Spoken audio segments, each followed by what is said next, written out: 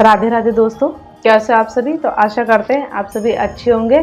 तो आप सभी को निर्जला एकादशी की हार्दिक शुभकामनाएं। आज हम इस वीडियो में बात करेंगे कि निर्जला एकादशी का व्रत है तो साल 2025 में कब रखा जाएगा, कब किया जाएगा, क्योंकि इस बार निर्जला एकादशी की तिथि जो है वो 2 दिन की पड़ रही है, जिस वजह से निर्जला एकादशी का व्रत किस दिन रखा जाएगा इसको लेकर के संशय की स्थिति बनी हुई है। तो आपको इस वीडियो में हम बता दें कि निर्जला एकादशी व्रत की सही तारीख क्या है, कि व्रत किस दिन रखना श्रेष्ठ होगा। साथ ही व्रत पारण का समय भी हम आपको इसी वीडियो में ही बताएंगे और इसकी संपूर्ण पूजा विधि क्या है, निर्जला एकादशी व्रत के जरूरी नियम क्या क्या हैं, इस व्रत का क्या महत्व है, इस दिन क्या दान करना चाहिए, क्या करना चाहिए, और इसकी संपूर्ण जानकारी आपको इसी वीडियो में मिलेगी।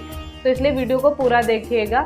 लेकिन वीडियो शुरू करने से पहले जिस किसी ने हमारे चैनल को सब्सक्राइब ना किया हो तो फटाफट से जाके सब्सक्राइब कर दे, लाइक कर दे और ज़्यादा से ज़्यादा शेयर करें और कमेंट में ज़रूर अपने सुझाव दीजिएगा और मनोकामना पूर्ति के लिए भी कमेंट बॉक्स में अवश्य लिखिएगा जय श्री हरि या जय लक्ष्मी नारायण जरूर लिखिएगा। तो चलिए वीडियो शुरू करते हैं और बात करते हैं निर्जला एकादशी की।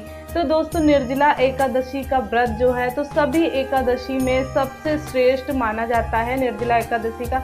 ऐसा इसलिए क्योंकि इस व्रत को करने से व्यक्ति को सभी एकादशी से प्राप्त होने वाले फल के समान फल मिलता है। साथ ही जन्म जन्मांतर में किए गए समस्त पाप जो हैं वो सारे नष्ट हो जाते हैं और मोक्ष की प्राप्ति होती है। तो ज्येष्ठ माह के शुक्ल पक्ष में आने वाली एकादशी निर्जला एकादशी के नाम से पूजी जाती है, जानी जाती है। इस व्रत को भीम ने शुरू किया था, अपने गुरु व्यास जी के कहने पे शुरू किया था। तो इसीलिए इसे भीमसेनी व निर्जला एकादशी भी के नाम से भी जाना जाता है। तो जितनी भी एकादशी व्रत हैं भगवान विष्णु जी के श्री चरणों में समर्पित हैं। जो व्यक्ति निर्जला एकादशी व्रत का जो कठोर व्रत धारण करता है उसे भगवान विष्णु जी की विशेष कृपा निश्चित रूप से ही मिलती है और साथ ही उस व्यक्ति को सभी तीर्थ में स्नान करने का भी फल मिल जाता है और मोक्ष की भी प्राप्ति होती है।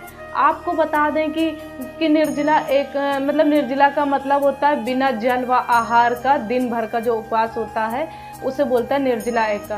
तो निर्जला एकादशी बाकी एकादशी से सबसे कठिन मानी गई है क्योंकि इसमें एकादशी को सूर्योदय से लेकर के अगले दिन वाची तिथि को भी सूर्योदय तक बिना जल और बिना भोजन के रहना होता है।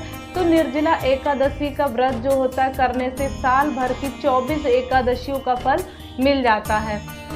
जो लोग साल भर की एकादशी का व्रत नहीं कर सकते हैं तो वो निर्जला एकादशी का व्रत जरूर करें। और निर्जला एकादशी का व्रत जो है तो स्त्री और पुरुष दोनों ही कर सकते हैं, इसमें कोई भी वो नहीं है। और निर्जला एकादशी का व्रत कब करना है, पारण कब किया जाएगा, यह जानने से पहले इस व्रत की पूजा विधि और नियम जानना जरूरी है। तो एकादशी का जो व्रत है नियम दशमी से ही शुरू हो जाते हैं और आपको दशमी के दिन सूर्यास्त के बाद में भोजन ग्रहण नहीं करना चाहिए। इस दिन सात्विक आहार लेना चाहिए और दशमी से लेकर के व्रत पारण तक व्रती को ब्रह्मचर्य का पालन करना चाहिए और दशमी को हो सके तो जमीन पर सोना चाहिए। ध्यान रखें कि व्रती को एकादशी के दिन देर तक नहीं सोना चाहिए, ब्रह्म मुहूर्त में उठना चाहिए। अगर नहीं हो रहा है तब भी एकादशी के दिन जल्दी उठना चाहिए और ना ही एकादशी की रात में सोना चाहिए और इस दिन रात्रि जागरण का विधान होता है। इसके अलावा एकादशी के दिन पान खाना भी वर्जित होता है। इस दिन भूल कर भी चावल का सेवन तो बिल्कुल भी नहीं करना चाहिए। चावल का सेवन करने वाला व्यक्ति पाप का भागीदार बनता है, तो इसलिए नहीं करना चाहिए। इसके अलावा इस दिन किसी की निंदा नहीं करनी चाहिए, किसी का अपमान नहीं करना चाहिए, क्रोध नहीं करना चाहिए। साथ ही इस दिन घर का कोई भी सदस्य मांस, मदिरा और तामसिक भोजन का सेवन ना करे, प्याज और लहसुन का भी सेवन ना करे, सात्विक आहार का सेवन करे। अगर आपने व्रत नहीं रखा है तो इस दिन ज़्यादा से ज़्यादा विष्णु जी के मंत्रों का जाप करना चाहिए। साथ ही प्याऊ की व्यवस्था भी करवानी चाहिए। इसके अलावा विष्णु सहस्त्र नाम का पाठ करने से विशेष फल की प्राप्ति होती है, तो जरूर करना चाहिए। इस दिन दान का बहुत अधिक महत्व है, इसलिए इस दिन दान जरूर से जरूर करें। इसे एकादशी पर विशेष रूप से जल का दान करना बहुत बड़ा विशेष महत्व है। इस दिन घड़ा दान करना चाहिए। मिट्टी का कलश यानी घड़ा दान करने का बहुत अधिक फल बताया गया है। इसके अतिरिक्त आप इस दिन अन्न, वस्त्र, गोदान, फल, छाता, मिठाई और धन का दान भी कर सकते हैं। सभी बेहद शुभ है और निर्जला एकादशी का व्रत बिना जल पिए करना होता है। तो इस दिन जल का और कितना पीना होता है इसकी जानकारी दें। इससे पहले इसकी पूजा विधि जरूर से जरूर समझ लें। व्यक्ति को निर्जला एकादशी के दिन सुबह जल्दी उठना है और स्नान आदि करें और हो सके तो पीले रंग के वस्त्र धारण करें। नहीं है तो आप पीला दुपट्टे या गमछा ले लें। उसके बाद सूर्य देव को जल अर्पित करें। फिर उस पूजा स्थल को साफ सुथरा करें, गंगा जल छिड़क करके पवित्र करें। सभी पूजा सामग्री एकत्रित कर लें और फिर बाद में बात करें कि पूजन सामग्री की, तो इसमें आपको एक लकड़ी की चौकी या पटा चाहिए। साथ ही भगवान विष्णु जी की मूर्ति या फोटो चाहिए, जल का लोटा चाहिए, पीले फूल चाहिए, माला, चंदन, रोली, मौली, अक्षत, पान, सुपारी, लौंग, इलायची, धूप, दीप, इत्र, जनेऊ, नैवेद्य में फल और मिठाई आदि ले लें और पंचामृत भी बनाएं, जरूरी होता है। साथ में कुछ दक्षिणा भी शामिल जरूर से जरूर करें। आप सारी सामग्री एकत्र कीजिए और आसन लगा करके पूर्व या उत्तर दिशा की ओर मुख कर करके बैठ जाएं। अब लकड़ी की जो चौकी या पटा रखें उसमें पीला कपड़ा बिछाना चाहिए। भगवान विष्णु जी की मूर्ति या फोटो को स्थान देना चाहिए। सबसे पहले व्रत, पूजा और दान का संकल्प लेना चाहिए। इसके लिए अपने सीधे हाथ में थोड़ा सा जल, पुष्प और अक्षत या एक सिक्का लेकर के और भगवान विष्णु का ध्यान करना चाहिए और अपना नाम, गोत्र और जिस स्थान पर बैठ करके आप संकल्प ले रहे हैं वहाँ का मकान नंबर, क्षेत्र का नाम, शहर का नाम लेकर के भगवान से व्रत और पूजन निर्विघ्न पूर्ण की प्रार्थना करें और अपना व्रत का संकल्प लें। घर परिवार की खुशहाली की कामना करें। अगर कोई विशेष मनोकामना है आपकी तो उसे भी आप बोलिएगा। अब संकल्प की जो सामग्री भगवान के चरणों में है उसे अर्पित कर देना चाहिए। इस प्रकार से आपका जो संकल्प है तो इसी तरीके से करना है। संकल्प करने के बाद में आपको पूजा आरंभ करना है। तो सबसे पहले भगवान विष्णु जी को जल अर्पित करना है। इसके बाद में पंचामृत से भगवान विष्णु को स्नान कराना है। आप पंचामृत में कच्चा दूध, दही, घी, शहद, शक्कर शामिल करें। यदि आपके पास में भगवान की धातु की बनी हुई मूर्ति है तो आप पंचामृत से सीधे स्नान कराएं। यदि तस्वीर है तो एक फूल लें और उसमें पंचामृत लगा करके भगवान को अर्पित कर दें। पंचामृत से स्नान करने के बाद में पुनः शुद्ध जल से स्नान कराना चाहिए, यानी शुद्ध जल अर्पित करें। अब भगवान को वस्त्र के रूप में मौली का टुकड़ा ले लें, उसको अर्पित कीजिए आप और भगवान को यज्ञोपवीत यानी जनेऊ जो होता है उसको अर्पित करें। जनेऊ पर पहले रोली लगा लेना चाहिए, तिलक कर देना चाहिए रोली से। इसके बाद में शुद्ध घी का दीपक जलाएं, धूप जलाएं और पुष्प रुई में थोड़ा सा इत्र लगा करके भगवान को अर्पित करना चाहिए। इसके बाद में रोली या चंदन का तिलक लगाना चाहिए और अक्षत अर्पित करना चाहिए और भगवान को पुष्पमाला चढ़ाना चाहिए। अब भगवान को हाथ से दीप दिखा करके और दीपक को उठाए हुए या पुष्प में धूप दिखा करके भगवान को अर्पित कर दें। अब भगवान को भोग लगाना चाहिए। इसमें आप फल, मिठाई, मिश्री, बतासे या गुड़ या भगवान जी को पंचामृत का भोग जरूर से जरूर लगाएं। साथ ही तुलसी का पत्ता अवश्य ही डालें, जरूर रखें। भोग लगाने के बाद में जल का आचमन करवाएं। इसके बाद में भगवान को कोई तांबूल या पान के पत्ते पर 2 लौंग, 1 इलायची, 1 सुपारी रख करके अर्पित करना चाहिए। इसके बाद में अपनी इच्छा अनुसार भगवान को कुछ ना कुछ दक्षिणा जरूर देना चाहिए। तो आप अपने सामर्थ्य अनुसार दे सकते हैं और आप जो भी इस दिन दान करने वाले हैं वह सामग्री भी पूजा स्थल पर जरूर से जरूर रख लें, उसका भी पूजन करना चाहिए। जैसे आप जल कलश यानी घड़ा दान करने वाले हैं तो उसे पूजा स्थान पर रख लें और इसके बाद में आप हाथ जोड़ करके भगवान से प्रार्थना कीजिए कि हे भगवान, हमारे व्रत और पूजन को स्वीकार कीजिए। पूजा में कोई भी भूल चूक हुई हो तो उसके लिए क्षमा करें और अपने मन की इच्छा को भी बोलें। इसके बाद में निर्जला एकादशी की जो कथा है उसको पढ़ें या सुने। अब भगवान की आरती करके विधिवत पूजा को संपन्न करें। इसके बाद में शाम को भी भगवान की पूजा आरती भोग जरूर लगाना चाहिए, जरूर करना चाहिए। फिर रात्रि में जागरण करके श्री हरि के नाम का भजन करना चाहिए।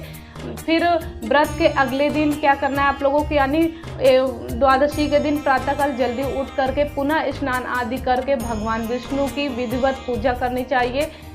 इसके बाद में किसी ज़रूरतमंद या ब्राह्मण को भोजन कराना चाहिए, दान दक्षिणा देना चाहिए। इसके बाद ही शुभ मुहूर्त देख करके व्रत का पारण करना चाहिए।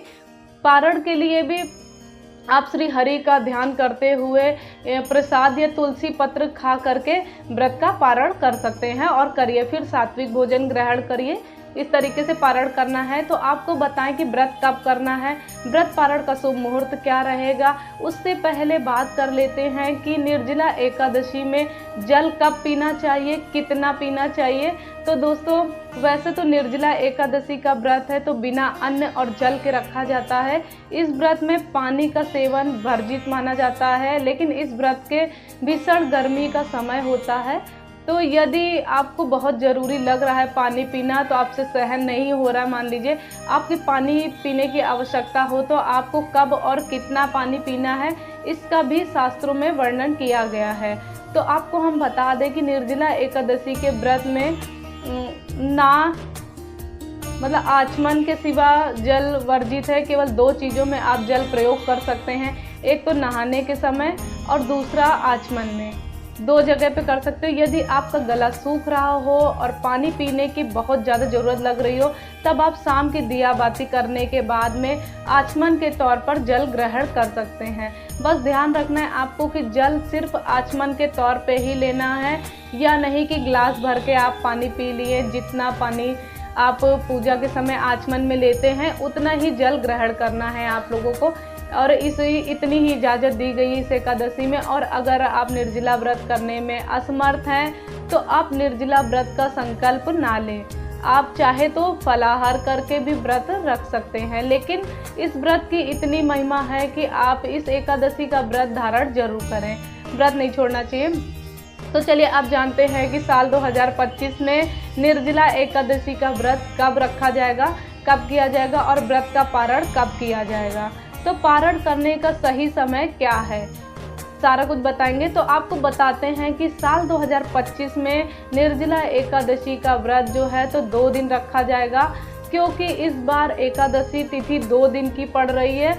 तो हम आपको बताएंगे कि किस दिन व्रत रखना श्रेष्ठ होगा और किस दिन किस व्यक्ति को रखना चाहिए, कब व्रत रखना श्रेष्ठ होगा। तो आपको ये बता दें कि ज्येष्ठ मास की शुक्ल पक्ष की जो एकादशी तिथि की शुरुआत है तो वो 6 जून 2025 की प्रातःकाल 2:15 से शुरू हो रही है, और एकादशी तिथि की समाप्ति जो है वो 7 जून 2025 की प्रातःकाल 4:47 पर होगी। तो इस वीडियो मतलब इस हिसाब से एकादशी का व्रत जो है तो वो 2 दिन रखा जाएगा। तो पहला है 6 जून 2025 दिन शुक्रवार रहेगा, और दूसरा है 7 जून 2025 दिन शनिवार को। तो इन 2 दिन का रहेगा। ध्यान रहे कि जो व्यक्ति पारंपरिक जीवन में है, यानी कि गृहस्थ जीवन में है, सामान्य जन है और उदया तिथि को महत्व देते हैं, तो वो लोग पहले दिन वाला ही एकादशी का व्रत करेंगे, यानी कि 6 जून 2025 दिन शुक्रवार को व्रत रखेंगे और 7 जून को पारण कर लेंगे।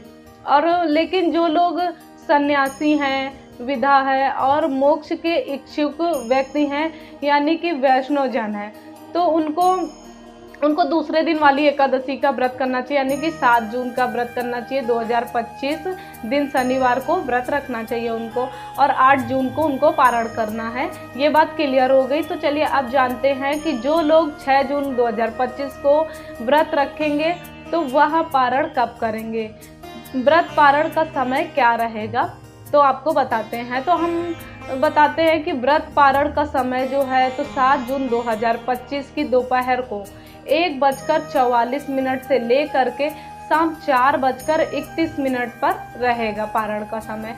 और पारण तिथि के दिन हरिवासर समाप्त होने का समय जो है तो वो 7 जून 2025 की सुबह 11:25 पर रहेगा। तो वहीं जो लोग मतलब 7 जून को व्रत रखेंगे तो उनके लिए है कि व्रत पारण का समय 8 जून 2025 को सुबह 5:23 से ले करके सुबह 7:17 तक रहेगा। ये है पारण का समय। तो ये था पारण करने का समय कि जो लोग 6 जून को व्रत रखेंगे उनका पारण कब करना है और 7 तारीख को रखेंगे उनको पारण कब करना है। तो हरिवासर 7 जून को हो रहा है समाप्त। तो ये था, हरिवासर समाप्त होगा 11:25 पे। और वही लोग जो 7 जून को व्रत रखेंगे तो उनके लिए व्रत पारण का समय जो है तो 8 जून 2025 की सुबह 5:23 से ले करके सुबह 7:17 तक रहेगा। तो ये थी हमारी एकादशी की जानकारी। तो अगर आप लोगों को अच्छी लगी हो तो प्लीज़ ज़्यादा से ज़्यादा शेयर कीजिएगा, लाइक कीजिएगा और कमेंट में अपना सुझाव जरूर दीजिएगा और जय श्री विष्णु जरूर लिखिएगा। तो चलिए मिलते हैं नेक्स्ट वीडियो में, तब तक के लिए राधे राधे। जय श्री कृष्णा, जय श्री हरि विष्णु, जय माता लक्ष्मी और हर हर महादेव। जय श्री राम।